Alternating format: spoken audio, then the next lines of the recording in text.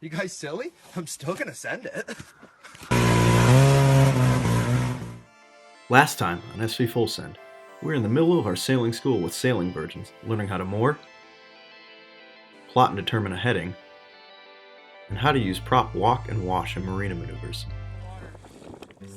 We woke in the morning to a crappy situation. Literally. The head was clogged, and without hesitating, Lockwood grabbed the plunger and made it his mission to unclog it before we pulled anchor. What's the other one? Yeah, the poo test. Where is it? That's the sink. You're adding more water.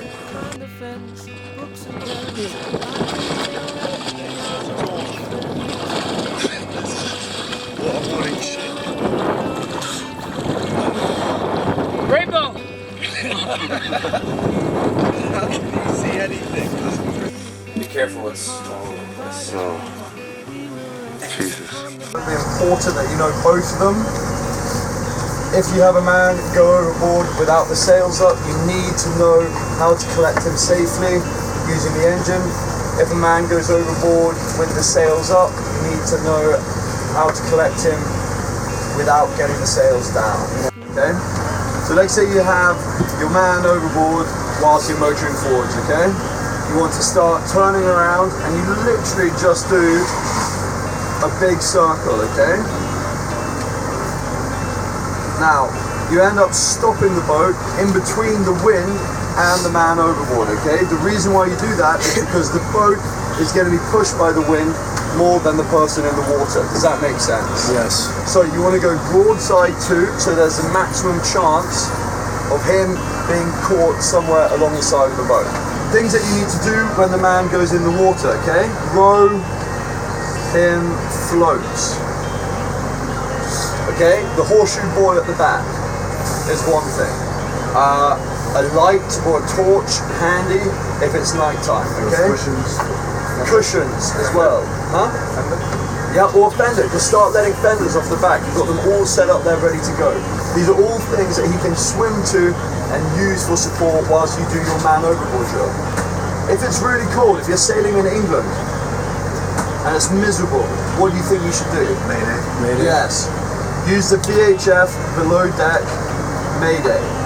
That is because if someone goes in the water in England, the water is so cold that it is a life-threatening situation, okay? The same as if someone goes overboard out in the Caribbean at night time, it is a life-threatening situation. The chances that you don't find that person again are incredibly high. Okay, so we've got throw him floats, VHF Mayday. What else do you reckon? If it's nighttime, what might people be doing on board the boat? Sleeping. Yeah, so you do what? Wake everyone up. Wake everyone up. One person, man overboard, stands up and points to The first person to see the person fall in the water Doesn't lose track of where he's at. doesn't lose track of his vision And he points, or where he's and he pointing. points, yeah. And he shouts, man overboard, until he has everyone on deck, okay? Only then do you stop shouting, and someone, if you are the skipper of the boat, then you need to allocate positions and roles to everyone else, okay?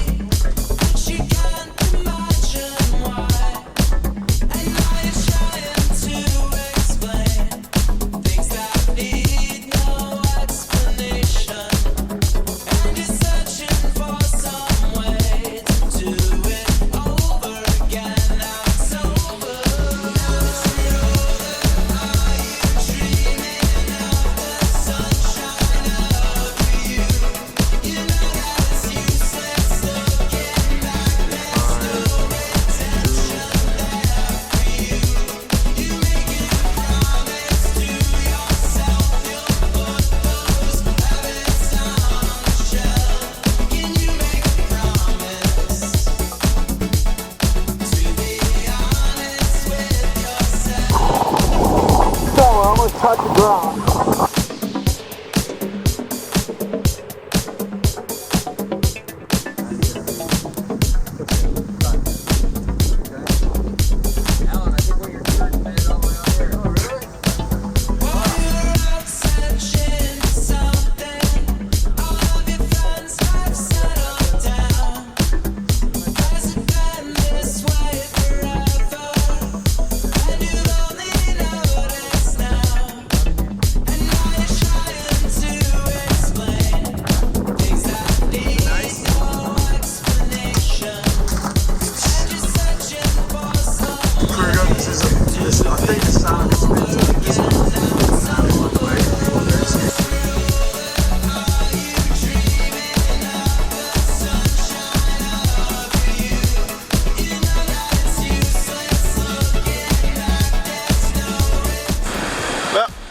White Bay on USVI Dike. About to go through a dinghy class. Beautiful area. From the underside, okay? Fuel comes from the tank to this valve that separates from the tank or for the internal tank. Now you should have a clear little water bottle or something to put this water inside it To see if there was. to see if there is. So I can see there's some fuel there. To see if there's dust. Just gonna drop it inside the engine. Yeah. All right. Blow on it or it's dust. I'm not gonna blow because I'm not gonna put my fuel. But if you have a paper, there is no filter. This is direct entry of. So there's a bit of water will be sucked in directly into the mix. First, that's when the engine dies. Okay. That is why when you flip an engine, you should never ever try to start it because you're forcing salt water into the system. Drain it out There's first. oil inside here, there's water inside here, and you're literally forcing it into the system. Never start it, put the engine on shore, try to put some tools, open it up. It's a very sensitive device because it's a little bit of more opening in that valve will determine the amount of air coming in. That is one of the biggest reasons why you start the engine and it's very slow, or it starts when you go on rally it dies because the air mix is not efficient. It's not, I don't know how much it is, I think it's 28%. Guys, it's really tricky to get this sparkling plug out without tools. If you have anything sharp, you can try. Don't put a plier here. This part is sensitive and it will break. Always use the metal part. This is ceramic to isolate the noise. Maybe even cut. Try to slam it here to open a egg. It's working very well. But it's really difficult to take a sparking plug if you don't have the tool. But this is one of the possible ways. All right. Is it coming out? Is it screw in and out? Yeah.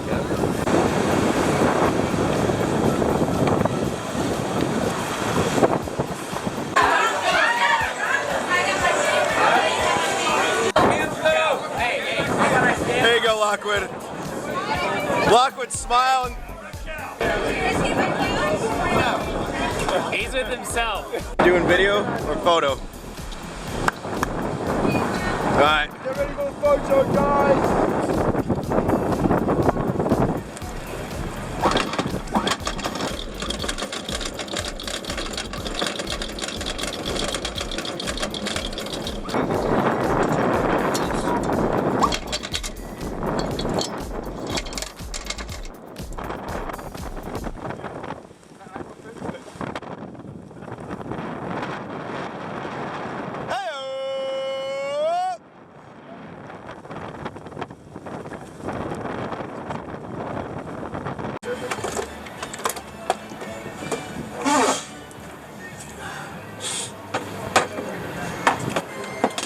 Instructor of the year right there. You know that out of everything we've been through this week, we still have these rubber snakes that have just been resting here this whole time. Jeff would be proud. I know. I think we should down on the navigation table and they keep coming on here. They're just stapled. Just put some sealant over it, just permanent I part. just don't understand how they've stayed here the whole week. We've been deep cleaning the boat. We've been sailing in rough seas. Everything, you know, even James went overboard with his phone. And these little rubber snakes have stayed true. We finished up the next morning testing out of our ASA 103 and 104 classes and headed back to Tortola for a night to get laundry done.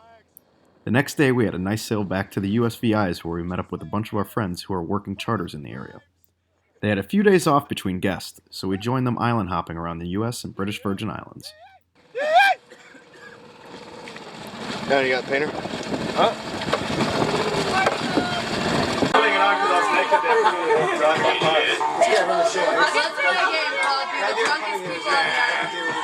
Y'all gonna be on our vlog. Yeah, you're gonna be on our episode.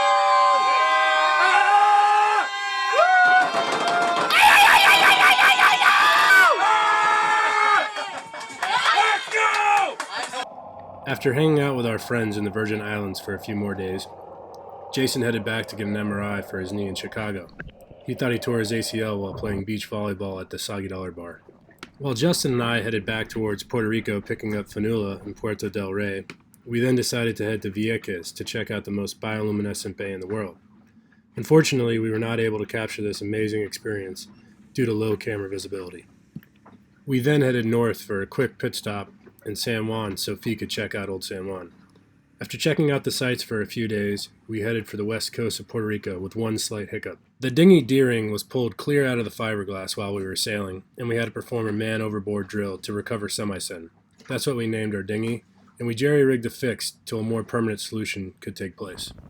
Then we made preparations for crossing what some cruisers call the murderous Mona Passage on the way to the Dominican Republic. If you like this video and want to see more, subscribe to our YouTube channel and help support us on Patreon. You guys silly? I'm still gonna send it.